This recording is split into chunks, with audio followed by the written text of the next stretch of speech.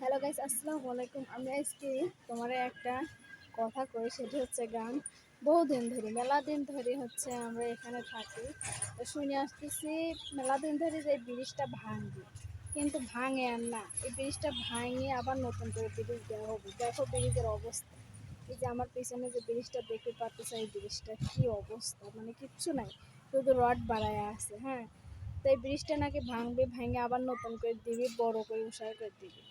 তো যাই হোক, হয় না, করে না। তো অবশেষে মনে হয় সেই অপেক্ষার অবসান ঘটতে যাচ্ছে। এই যে আমার পিছনে এই যে পাথর দেখতে পারতে চাও, সেদিন টাক করে পাথর এনে থুয়ে গেছে। তো শুনতেছি যে ঈদের আগে এই ব্রিজ ভাঙবি এবং নতুন করে দিবি। হয়তো ঈদের আগে কি ঈদের পরেই এই ব্রিজটা দিবি, নতুন করে বড় করবি আর ওষার করবি। আর হচ্ছে সবচেয়ে বড় কথা হচ্ছে, গোবিন্দার মানুষের সমস্যা তো ব্রিজ লের জন্য নতুন করে আবার বড় করে দিবি। এই খুয়াইনে থুইছে সাওয়াল পাল, মানে ব্যাগ ব্যাগ ভরে ভরে বাড়িতে যাচ্ছে।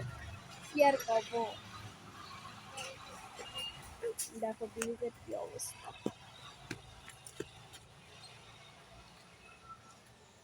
আমি তো জুম করে দেখাই, দেখছো রাস্তাটাও বেশি উঁচু না, চিকন, একটু সমস্যা হয়।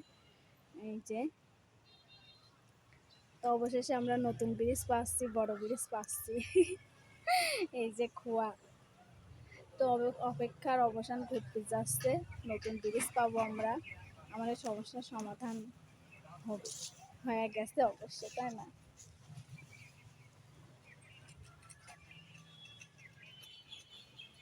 তো ব্রিজ উদ্বোধনের দিন তোমার দাওয়াত রইল, আসো। একটা তো অনন্ত বাতাসা পাবে, মিষ্টি মুখ করে যায়।